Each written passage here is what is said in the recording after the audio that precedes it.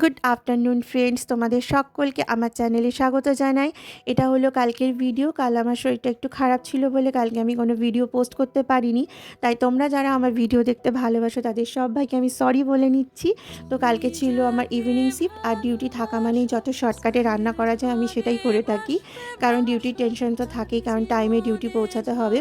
আর আমি যেখানে থাকি আর আমি যেখানে জব করি সেটার ডিস্টেন্সটা অনেকখানি, তাই ঝটপট খেয়ে দিয়ে রেডি হয়ে আমি বেরিয়েও পড়েছিলাম।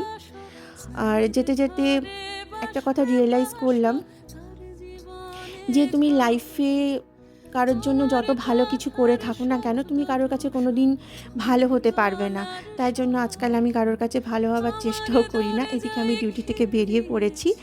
আর ডিউটি থেকে বেরিয়ে অটো স্ট্যান্ডের দিকে যেতে যেতে দেখলাম একটুখানি মানে ভিড় দেখা যাচ্ছে। প্রথমে তো আমি ভাবলাম যে কোনো ঝামেলা হচ্ছে, তারপর দেখলাম না, কোনো একটা ফিল্মের শুটিং চলছে। এদিকে আমি বাড়িও পৌঁছে গেছি।